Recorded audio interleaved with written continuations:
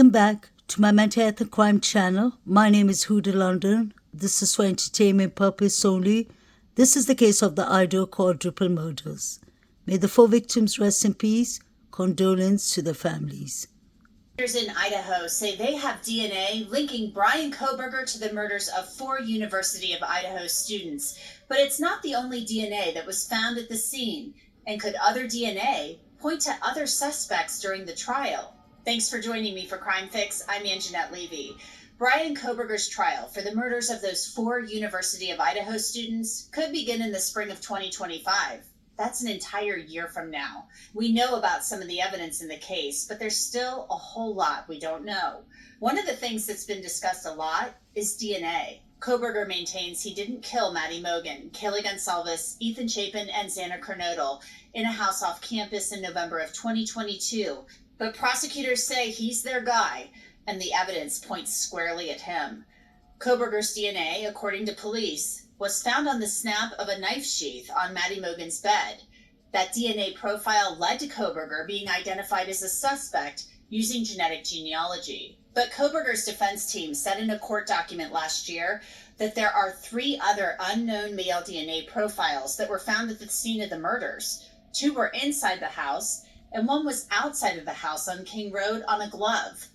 Many people provided DNA during this investigation. One person even had their DNA taken from a discarded cigarette butt. So how big of a deal could unidentified DNA be in Bryan Kohberger's trial if it happens in 2025, as we expect? Joining me to discuss this is Law and Crime host, Jonna Spilbor. She's also a defense attorney. Jonna, thanks for coming on. I'm host, Jonna Spilbor. She's also a defense attorney.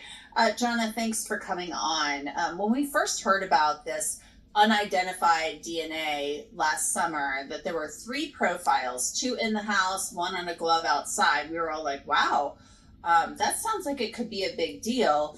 But I also think about a college house as just a giant petri dish full of God knows whose DNA. So what do you think about the defense specifically naming or identifying these 3 sources of male DNA that were never identified or they're unknown? I think it's a huge deal. And of course, I agree with you that in this type of house, there's going to be a lot of DNA from a lot of different people, right? And it might have gotten there in non-nefarious ways. But when you're dealing with a crime of this magnitude, of this seriousness, which really, and I keep going back to this, a crime of this magnitude, of this seriousness, which really, and I keep going back to this, really started out as a needle in a haystack type of investigation, then you do want to test all the testable DNA at the crime scene. So this is going to be big, and especially from a defense perspective, if it doesn't get, sort of fettered out pre-trial, you can bet your bottom dollar that this is going to be part of the defense in this case, what we call, kind of flippantly, but it actually has become part of the legal vernacular, the SAEED defense, the some other dude did it defense, a third-party defense. This kind of DNA untested would be monumental in this case for the defense. I assume that they believed was significant. They tried to identify if there were unknown profiles. The state did, and they may still be doing that. I mean, this was filed last summer. Mm-hmm. And so they talk about in this filing, the defense had said, they got some guy's DNA off of a cigarette butt. They had found that, probably a potential suspect. So there are all kinds of ways to get DNA from people. I'm sure some people surrendered their DNA willingly, said, yeah, swab my cheek, whatever.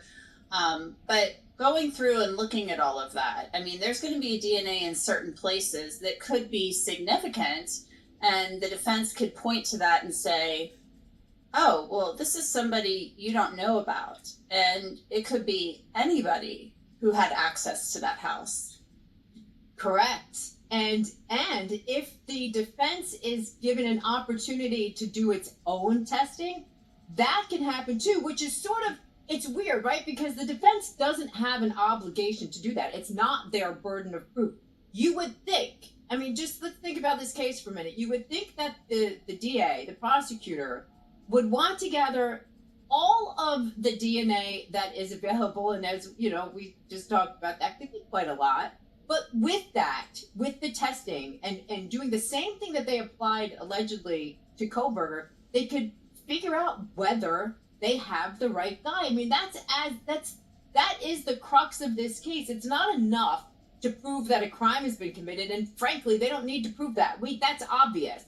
They need to connect the dot. They need to find the right person or people who committed this crime. So the defense is going to be screaming that they want the state to go ahead and test that DNA. And if they don't, then they're going to want their own sample of it to test themselves, guaranteed. The 1 million question is, where's the 3 unidentified male DNAs? We are definitely aware of all the parties that was held in 1122 Kings Road. We've seen Moscow police officers there very often. There was always parties, so you can imagine how many DNA samples are lying inside the house. This is a house with 3 floors. The 5 roommates and he definitely had friends over. There was a lot of parties held here. And we've been told by one of the Uber drivers or cab drivers in the neighborhood, he told the local newspapers that he drove many people here to purchase drugs. So you can imagine how many DNAs are inside this house.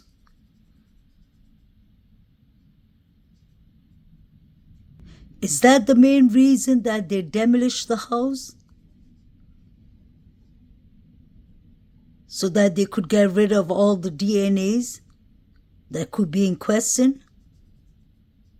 Because it was a sudden move of them to demolish the whole house. In many of the big cases like the Murdochs, we've clearly seen that the jury went to visit the crime scene.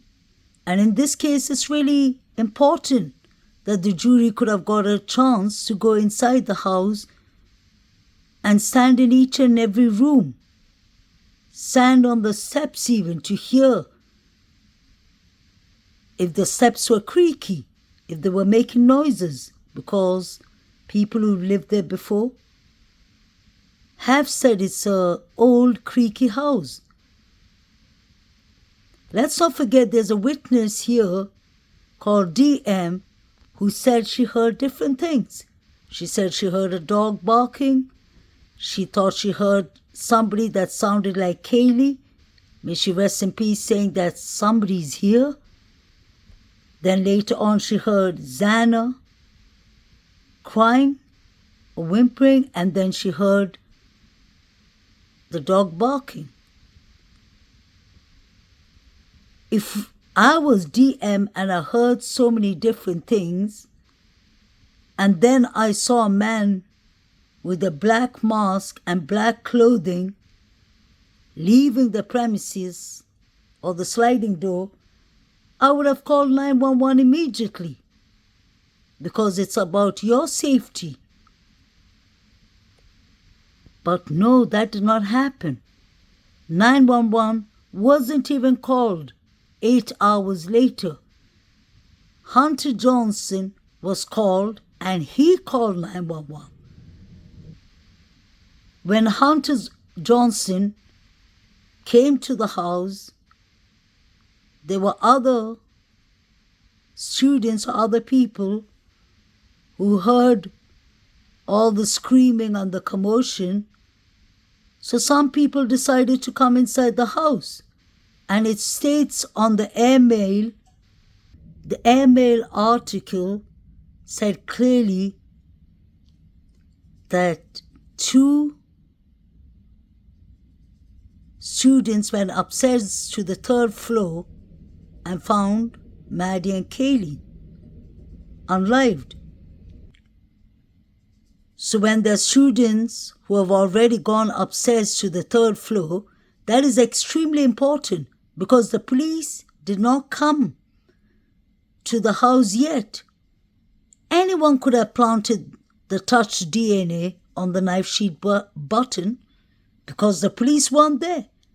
And what happened between the 8 hours that the two surviving roommates did not call 911? Things could have been moved inside the house. The 4 poor victims could have been moved. Something could have been stolen from the house. And the front door was wide open.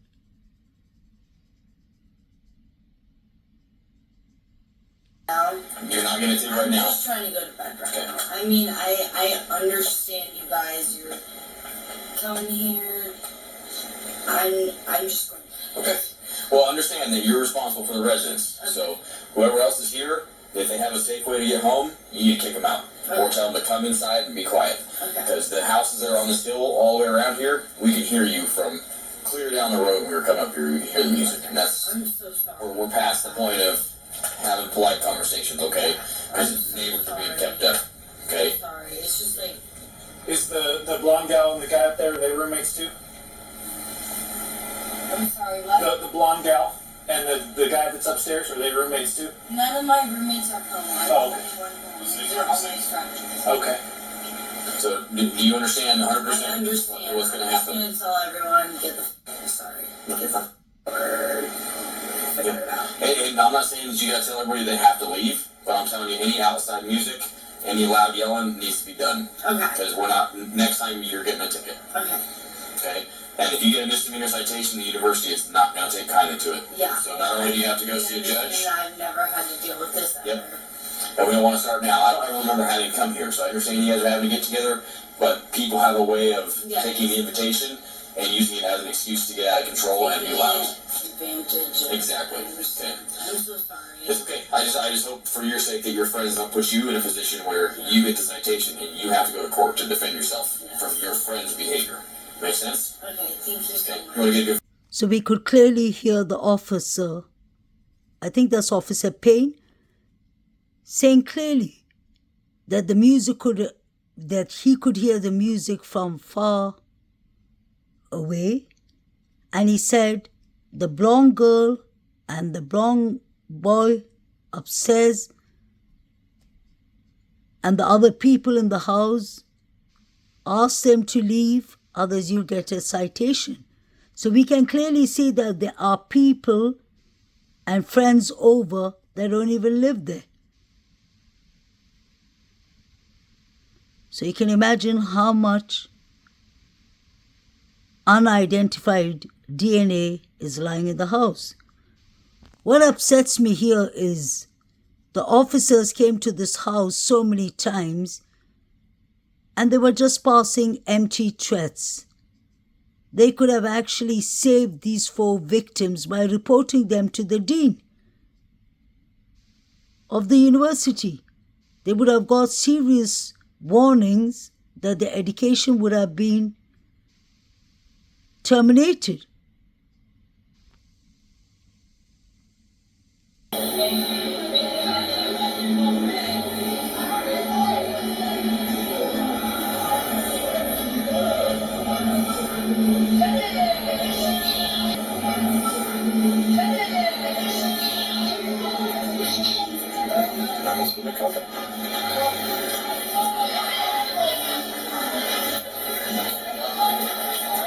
How goes it? Who lives here? Pay close attention to this picture. We have Emma Bailey on the left and another girl to the right. And you can see the living room window there, and you can see somebody near the window.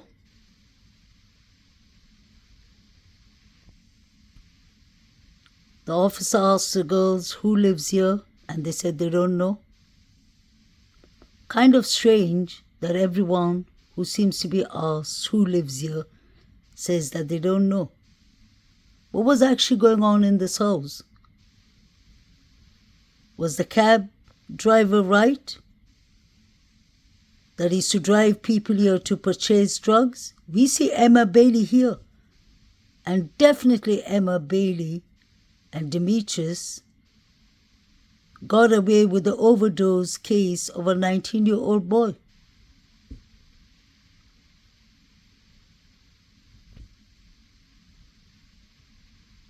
This is the spare room, and you clearly see E is golf set here. A sharp-edged weapon was used besides a K-bar knife. Did somebody use the golf set?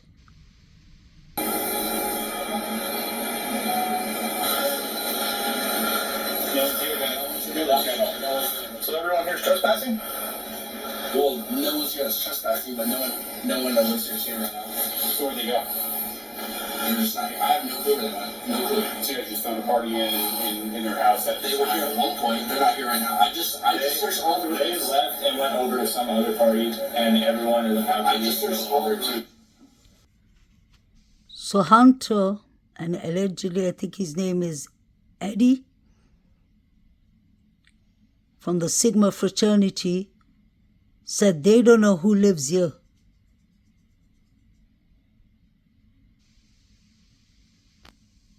This is not the first time Hunter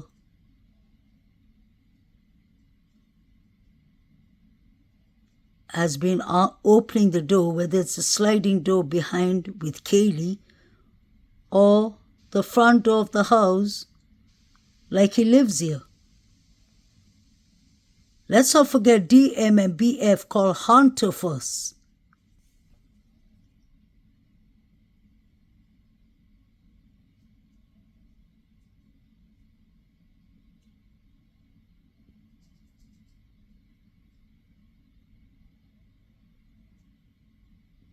So it seems like E and Eddie were from Sigma Chi.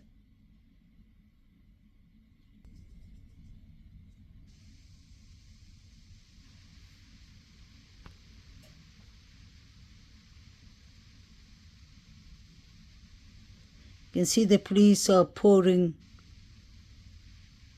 away the alcohol on the floor.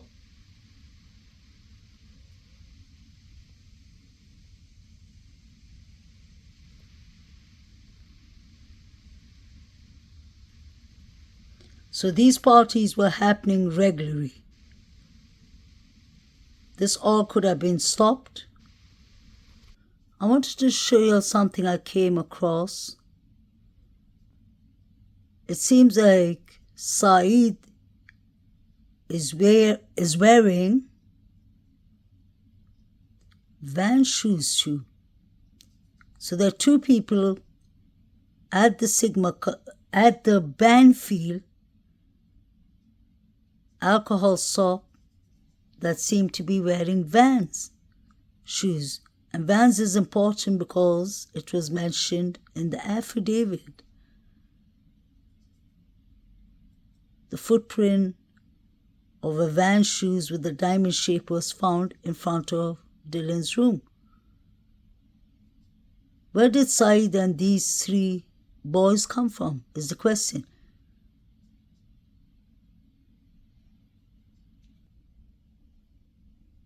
Is he wearing VANS? I want to know where this black truck came from. Because at 3 a.m., you have a car is front headlights flashing quite clearly. And then you see this black truck passing by Taylor Avenue. I think it was this car or this truck, its headlights that was flashing. When you look at the timing, and that was exactly at 3 a.m. 3 a.m. and 47 seconds. I believe this black truck is really important. This is from Law and Crime Network. This is at 0255. You can clearly see the flashlight or headlight of a car on the right hand side. You can see that above. You can see it clearly now. That definitely looks like a car's headlight. Let's not forget they said it was a quiet night. So now we saw the black truck at 3 a.m. passing by the Banfield, Taylor Avenue. I believe this was when the unlivings could have been possibly happening, because at 2:56 you hear Maddie or Kaylee, allegedly, or someone, a female, yelling, "Stop it, stop." It was heard clearly from the police's body cam. Hey guys, Moscow PD. Come over here, talk to me. Moscow PD. Hey, is that beer? What's up? Is that beer in your hand? Yeah, I'm 21. You got any ID on you? I don't. Okay. I'll take it back to my apartment if you need. Okay. Sorry. Huh? No, they just took off. I told them to stop it. I'm not going to push it. Yeah, you got your ID on you? I don't. Okay. I'm going to grab your info just because you got beer and you're walking out with No, it's closed. Okay. Sorry. No, you're good. I live. It's closed. Okay. Sorry. No, you're good. I live like right there. I'll take it back if you need. No, we're just doing alcohol enforcement and running around with beer across the street. Sorry about that. You're good. What's your last name?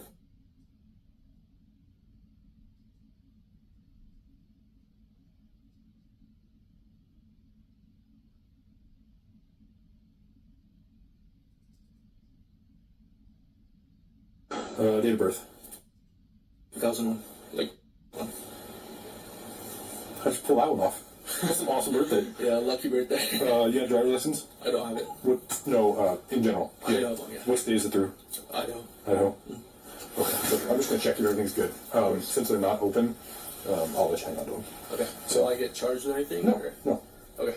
Appreciate it. But it's just enough for me to stop, check, make sure you're 21 No worries. you're walking Yeah, out I here get in it. public. Alright. Moscow 77, check one. What's up? I wonder what is in the bushes that looks like a mask, like a white mask. It's kind of strange. So we have SAEED and the guy on the right that have on VANS shoes. Interesting. 4, almost as though they're walking in single file. Out at night, at 3 o'clock in the morning, actually closer to 3:12 in the morning. And as you watch those 4 figures, remember, police say the murders happened between 3 and 4 in the morning. Did those people see something? Who are they? Have police track them down? Ask them any questions? Rule them out? And again, if they're ruled out, did they see something as they were on foot, walking just steps away from where the murders happened? We do not have the answers to this, any of it. But as usual, our senior national correspondent Brian Enton is live on the case, and tonight the exact location, right where that body cam action took place. So Brian, for us looking at it on television, it's hard to get the exact perspective of where the officers were standing, what direction their body cams were pointing, and where those 4 mysterious figures were walking from and to, and how far away they were from the actual murder scene. So can you take me there and help us get a feel? Yeah, it's very confusing when you're looking at the body camera video, so hopefully we can give you some perspective. This is Band Field. This is where the alcohol call came in. The young men were here in the field when the police first showed up. That is the Sigma Chi fraternity house right there. So the police walked those young men across the street. This is Taylor Avenue, right to this spot right here. I was able to identify it because of the fire extinguisher. And Because they were that's where standing in this Maddie's spot. coat was found. The young men, and the body camera video was pointed this way, and it is over my shoulder where you could see very faintly what looked like several people walking fast or almost running by in the background. And I want to walk you over actually and give you a little more perspective. It was somewhere in this area right here, and we can tell because we analyzed these lights of this little apartment building. It was somewhere right in this area. There's another big apartment building here.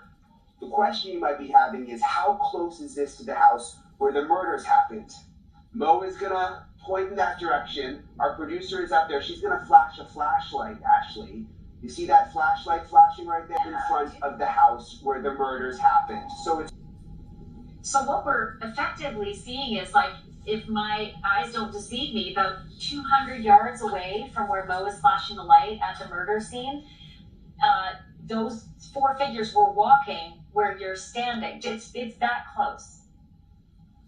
It's that close, and it appears, again, it's so hard to see it in that body camera video, but when we zoom in, it does appear that the figures are walking/running from the direction of where the house is where the murders happened. At first, I thought they were just walking down Taylor Avenue, but when I got out here and really looked at everything, it appears they might actually be coming somewhat from the direction of the house. Were the figures running, going towards the Sigma Chi fraternity? Were they running somewhere else? Isn't it interesting that the Sigma Chi fraternity president said they don't have any cameras outside the Sigma Chi? So it means they couldn't provide anything with who could have come at that time if the figures ran towards the fraternity. Let me end with my personal opinion. I've said from day one, and I've never changed my mind, that Brian Christopher Kohberger could be involved somehow or the other. But I still believe that there are others deeply involved. And I believe that they are from the fraternities.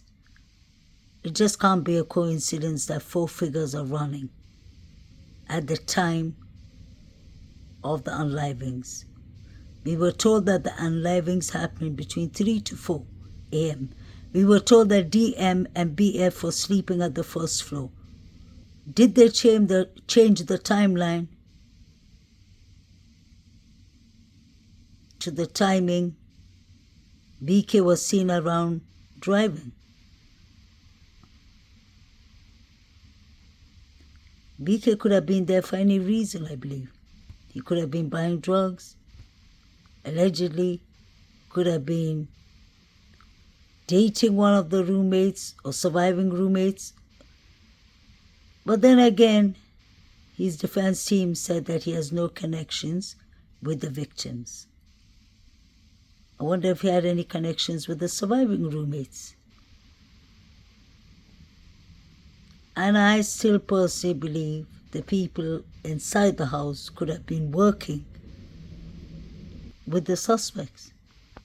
The reason I say that is I don't mean that they physically were involved, but they could have let them in, because these are all students who know each other.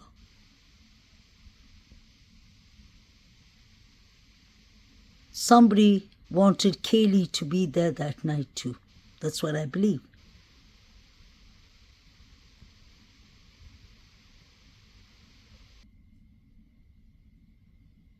It seems like none of Kaylee's friends wanted Jack to be at the memorial in the beginning.